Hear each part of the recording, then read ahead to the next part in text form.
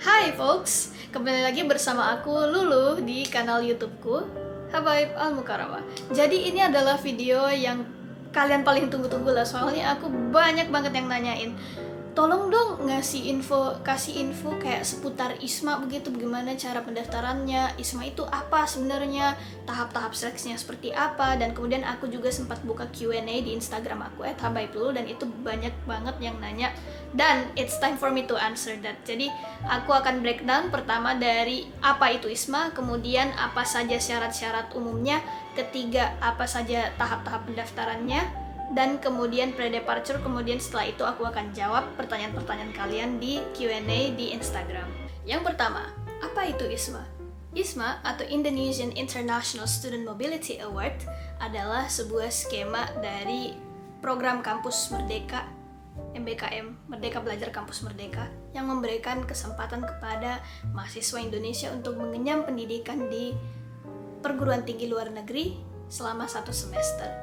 Dan ini adalah kesempatan yang baik karena pertama ini full beasiswa melalui skema pendanaan LPDP, Lembaga Pengelola Dana Pendidikan, dan juga kalian tidak perlu mencari lagi LOA.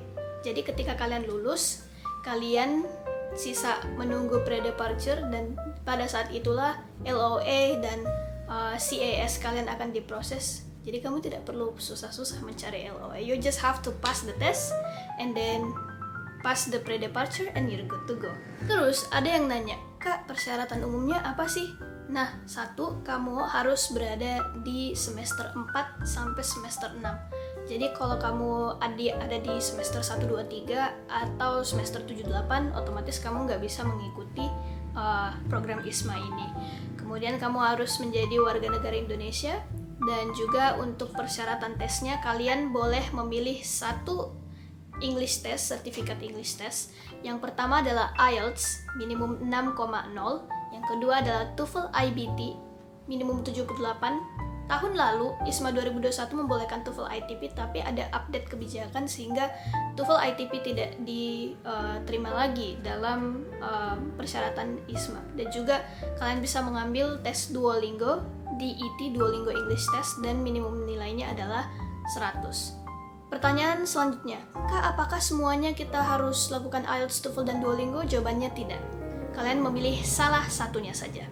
Dan kemudian surat rekomendasi dari kampus asal dan juga IPK minimum 3. Terus ada yang nanya lagi, Kak, tahap-tahap seleksinya seperti apa sih? Jadi satu, biasanya dari kampus kita sendiri itu akan ada seleksi internal. Nah, ketentuan seleksi internalnya itu dikembalikan lagi ke kampus seperti apa. Nah, kalau di kampus aku, di Universitas Hasanuddin, kita itu dilakukan seleksi internal untuk melengkapi berkas-berkas yang ada agar kita siap untuk mendaftar di website Kampus Merdeka, dan juga dengan kelengkapan dokumen-dokumen kita sudah terjamin, maka dengan itu keluarlah surat rekomendasi dari Wakil Rektor.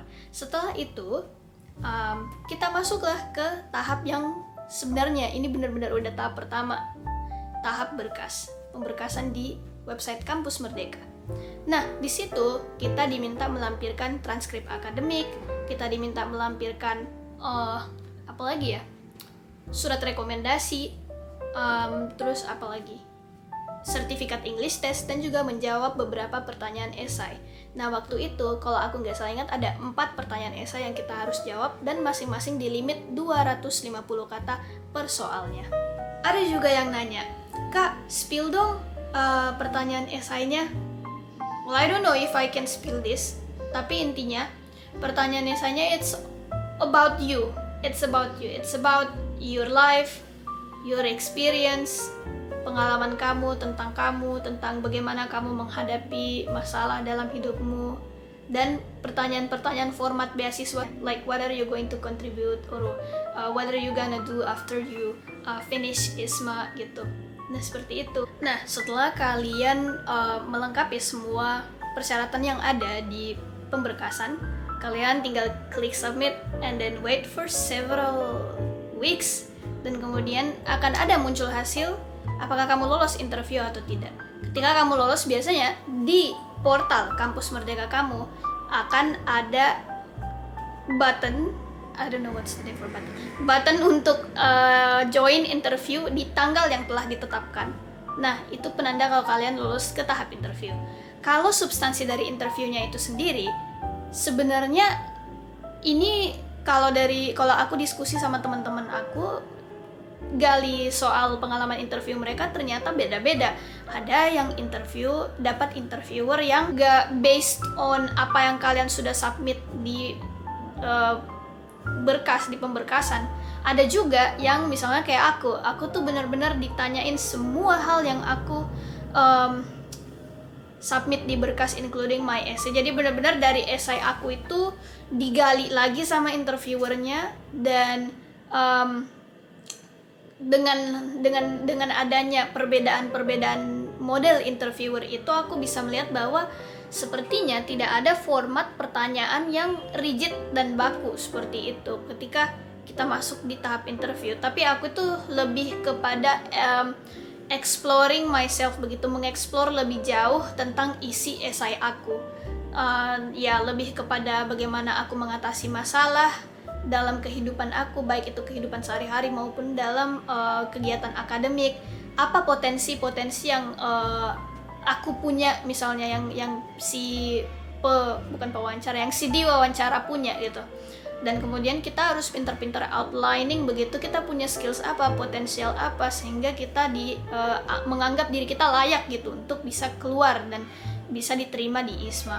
Nah, dan menurut aku tips buat kalian biar gak tegang wawancara, smile, dan itu helps banget sih. It really helps. It makes me kayak feeling lebih santai dan merasa lebih tenang begitu bawaannya. Apalagi interviewer kemarin juga sangat-sangat ramah, and I really like it. Best interview experience ever. Sesi interview hanya berlangsung paling lama 16 menit. It's a very short time, and I think it is a challenge juga buat kita untuk menyampaikan semua apa yang kita mau sampaikan ke interviewer dalam waktu 16 menit itu paling lama. Kemudian setelah kalian melakukan interview, kalian tinggal menunggu, berdoa, dan meminta restu orang tua. Dan kemudian tunggu 2-3 minggu itu. I remember at that time jam 12 malam aku tiba-tiba dapat email menyatakan bahwa we are pleased to nominate you to become an ISWA awardee at University of Glasgow. And it was like, Masya Allah. And yeah, setelah kalian menerima email itu, kalian nanti akan dimasukkan ke dalam grup ISMA nomini. Kalian nanti akan dikontak dan akan dibuatkan rapat bersama pihak ISMA. Kemudian setelah itu kalian tidak perlu khawatir, kalian tidak akan berjalan sendiri, karena ada pihak ISMA, ada KBRI, ada juga pihak kampus tujuan kita yang senantiasa membimbing kita, mulai dari pengurusan paspor, visa, dan juga pemberangkatan, termasuk penerbitan Letter of Acceptance LOA dan CAS, Confirmation of Acceptance to this. Dan pada saat itu ya, their assistants are very good. Nanti juga akan ada pemilihan student representative yang akan istilahnya menjadi ketua kelompok kita hingga kita pulang kembali ke Indonesia. So yeah, that's it sampai tahap pemberangkatan. Sekarang waktunya aku menjawab pertanyaan-pertanyaan kalian di Q&A Instagram aku. Aku akan memilih beberapa. 1. Kak, alasan ambil ke Glasgow apa nih kalau boleh tahu?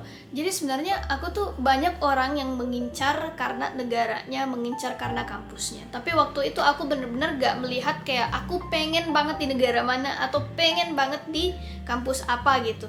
Aku cuma melihat courses mana yang menurutku itu paling aku pengen pelajari. Dan semua courses yang aku pengen pelajari ada University of Glasgow. Jadi pada saat itu aku kayak menetapkan keyakinan gitu bahwa oh iya, I think Glasgow is for me. And yeah, it turns out it is. Jadi seperti itu cara aku untuk strategizing, cara memilih kampus mana yang cocok untuk kita. Kemudian next question. Mahasiswa di bawah naungan Kemenak apa bisa mendaftar? Sayang sekali teman-teman, mahasiswa di bawah naungan Kemenak tidak bisa mendaftar karena program ini hanya ditujukan untuk mahasiswa yang berada di bawah naungan Menristek Dikti. Halo, mau nanya, kalau ikut program ini apa kita tetap bayar UKT di PTN yang kita tempuh? Jawabannya itu kembali lagi ke masing-masing universitas, kebijakan universitas asal. Misalnya kampus aku di Universitas Hasanuddin, karena kan kita tidak boleh cuti gitu ya, kita tidak bisa dianggap cuti, jadi kita hanya diminta membayar registrasi sebesar 500.000, registrasi semester sebesar 500.000, dan itu rata untuk semua awardee. Untuk yang lulusan SMA bisa, yang sudah lulus bisa nggak ya dapat beasiswa ini? Untuk lulusan SMA dan yang sudah lulus sayang sekali nggak bisa, karena cuma untuk mahasiswa semester 4 sampai semester 6. Next question, apakah biaya hidup sangat terjamin, benar-benar fully funded? Jadi kalau misalnya kita bicara biaya hidup, menurut aku itu sangat-sangat terjamin sih. Karena aku itu dapat stipend per bulan itu 1.040 pound. Dan kemudian kebutuhan per bulan aku ketika di total itu paling range-nya 500, 600, 700 pound begitu. Dan itu udah benar-benar decent living gitu. Kita benar-benar tinggal dengan nyaman, makan juga gak susah, mau belanja di luar juga ngemil juga masih bisa. Jadi I think sangat terjamin, dan you don't have to worry gitu. Kamu nggak perlu takut misalnya kamu nggak cukup ininya. Itu menurutku kembali ke manajemen keuangan kita sih. Kesulitan apa yang paling dirasakan dalam perkuliahan di University of Glasgow? Menurut aku yang pertama adalah adaptasi dengan ekspektasi akademiknya, karena mengingat bahwa University of Glasgow itu adalah salah satu kampus yang berada di urutan ke-77 QS ranking top 100 dunia, dan kemudian dia itu masuk ke Russell Group, jadi dia itu seperti Ivy League di versi UK gitu. Jadi ya ekspektasi akademiknya rada tinggi, dan kemudian metode pembelajarannya yang lebih ketat, lebih meminta partisipasi mahasiswa, dan juga kayak penulisan esainya, academic writingnya itu kita betul-betul sangat dituntut untuk do our best gitu. Bahkan setiap tugas kita itu di Turnitin Check, tapi Turnitin Checknya itu disediakan oleh pihak kampus di University of Glasgow, jadi you don't have to worry about mengeluarkan other expenses cuma untuk Turnitin Check. Tapi yang paling aku suka adalah karena mereka mengajarkan kita kedisiplinan dalam berakademik gitu, dan mereka memberikan kita feedback yang konstruktif dari esai-esai kita, performa kita di kelas, sehingga kita tahu apa kelebihan dan kekurangan kita dalam belajar begitu selama di University of Glasgow. Milih coursesnya sistemnya gimana kak? Jadi kalau milih coursesnya itu, kan aku udah bilang di awal, kita dikasih PDF isinya list kampus dan courses-courses yang mereka tawarkan. Kita memilih maksimal 3 courses. Nah, kemudian itu diisi pilihan courses kita itu di tahap pemberkasan. Jadi ya di tahap pemberkasan sistem milih coursesnya. Pada saat pendaftaran sendiri, apakah organisasi diwajibkan? I think no. Tidak ada kewajiban kamu harus organisasi di mana A, B, C begitu. Tetapi I think that it's about kayak memaknai apa yang kamu sudah lakukan selama hidup kamu, apalagi dalam kegiatan akademik kamu selama kamu berkuliah. Part tersulit nyiapin requirements ISMA apa kak? Aku harus bilang pemberkasan tahap pertama itu paling sulit, karena kita harus mengurus sana sini, kita harus mempersiapkan tes bahasa Inggris kita, dan waktu itu aku belum siap karena aku belum punya sertifikat IELTS maupun TOEFL ada dulu tapi prediction doang, jadi aku ambil Duolingo, dan waktu itu memang persiapannya sangat mepet waktunya, itu cuma seminggu doang itu persiapanku, dan kemudian ambil tes, dan kemudian hasil keluar langsung daftar. Preparation berapa bulan? Gak sampai 1 bulan, karena waktu itu memang ISMA 2021 sosialisasinya, aku tahu ISMA 2021 tuh mepet banget, sebelum udah kayak minus 25 days from the opening of the selection gitu. Terus ada yang nanya lagi, apakah ISMA juga membiayai pembuatan paspor kak? Kalau tidak, biayanya berapa? Jadi benar, ISMA tidak membiayai pembuatan paspor, karena sifatnya itu ya harusnya di awal itu kita udah persiapkan sejak awal, sejak pemberkasan. Tapi kalau misalnya kalian belum mempersiapkannya pada saat pemberkasan dan ternyata kalian lulus, itu bisa juga diurus pada saat setelah kalian dinyatakan lulus. Biayanya tuh setahu aku 350.000. Tapi kalian kalau mau lebih pasti silakan cek di imigrasi kalian di kota kalian masing-masing.